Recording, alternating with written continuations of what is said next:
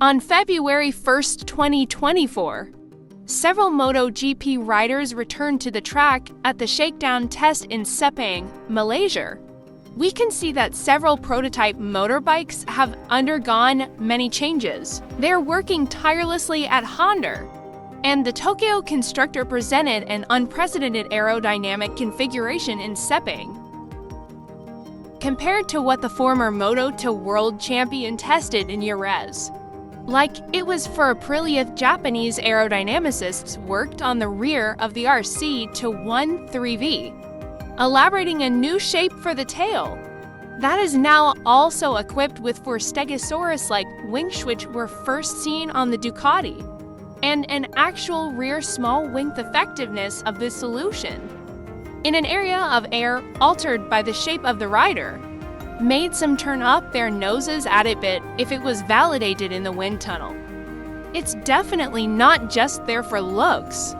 The search for an aerodynamic load in the current MotoGP is probably more a matter of practical experimentation than pure calculation, even if this has to be present in the design phase. Moreover, the aerodynamics of a bike compared to an F1 single-seater is much more complex, because a bike doesn't come against air as a fixed shape, but as a dynamic vehicle that moves in many directions.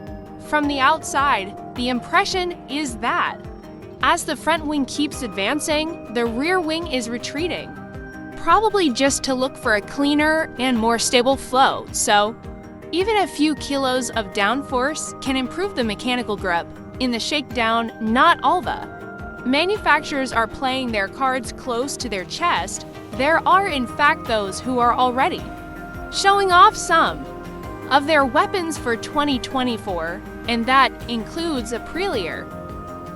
At Sepang, in fact, an RSGP with advanced aerodynamics compared to that of the previous year appeared outside the team garage. What immediately catches the eye is the tail, which has unusual shapes. Aprilia is the first manufacturer to apply a small wing on the rear of the bike. But the new evolution is completely different from what we have seen previously and also on the rival bikes.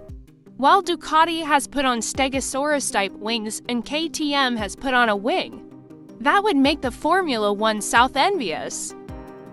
At Knoll, they seem to have been inspired by the legendary fins of the Cadillac. In fact, on the tail you can see two lateral plates that form to wings, whose downward trend is also very evident. It is not the only experiment on the RSGP, because also on the swing arm there is a carbon shell that covers most of the rear wheel. Romano Albesiano and his men seem to have done their Christmas holiday homework very well, once again opening paths towards so far unexplored territories. The first shakedown test day ended in the name of KTM, with 3 Austrian bikes ahead of everyone at the end of the test day. The old samurai, Dani Pedrosa, didn't lose his shine and placed first, thanks to a time of 1:59 to 233. If the speed of the rider from Sabadell is no surprise, the young accoster was convincing, as he constantly progressed throughout the day. At 6 p.m., Pedro's name was in second place in the standings, just 0 second 150 to behind Pedrosa. The rookie is gradually learning the secrets of the MotoGP and was able to end the day ahead of a more experienced Espargaro. It was Pole's first official start in his role as tester, and he reached a third time, just 0 second 182 away from Dani. The fourth time trial, on the other hand, was Stefan Bradl's on the Honda. The German tester took several aerodynamic innovations on the RC-13V to the track, and finished 0 second 627 from the best time of the day. Michel Piero also worked a lot on the GP24, however. The Ducati tester also had to deal with fewer tires compared to that of his colleagues, as the new concessions require. He surely didn't seek a time and stopped at 1 second 633 from Pedrosa. A lot of work and not many fireworks for Cal Curtuchlow either, who came in 6th at 1 second 780 from the top. Lorenzo Savadori tested an unprecedented aerodynamics on his RSGP, which made it resemble a Batmobile on two wheels. The Aprilia tester was far from the times of the top riders to second 576 from the top rider, but he alternated on 5 different bikes. Even if the Honda and Yamaha riders were supposed to participate in the shakedown, they decided not to today. Fabio Quartararo and Alex Rins were busy with photo shoots for the team presentation, which will be held here in Sepang on Monday. Luca Marini and Joan Mir were nowhere in sight on the circuit.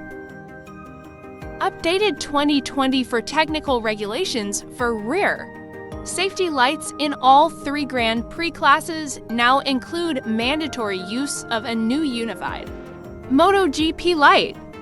This light is not only for use in the usual rain or low visibility conditions, but works in conjunction with the organizer's crash detection or alarm system.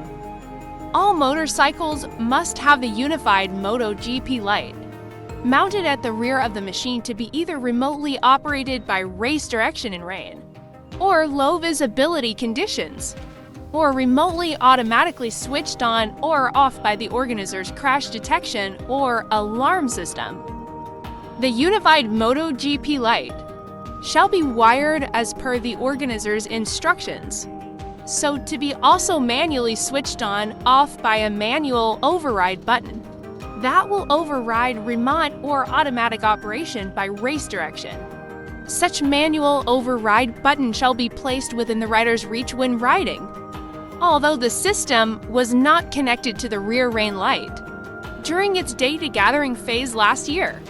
Crash.net understands that it was able to quickly and accurately detect an accident and then transmit a bike down message to race direction. The system was not perfect, with some false positives recorded or sometimes due to trivial issues such as a bike tipping over while being loaded onto a recovery vehicle. Testing will continue until such glitches have been completely ironed out. The alarm is thought to only trigger when a bike falls, not if a rider runs off the track, meaning the visual identification of an incident by trackside marshals will continue to be vital. Nonetheless, during testing, it is believed the alert sent from the detection system proved quicker than human detection in virtually every case of a fallen bike. The first stage of the system is likely to focus on activating a flashing rear light on a fallen machine to warn following riders, as well as sending an accident alert to race direction. But it is also hoped that additional warnings could eventually be sent automatically to the machines of surrounding riders, as well as triggering the flashing yellow trackside screens. Francesco Bagnaia's high side at the front of the field in Catalunya, which left the Italian in the middle of the track, is the kind of accident where an instant automatic warning to following riders might make a difference. That's the news we can convey today.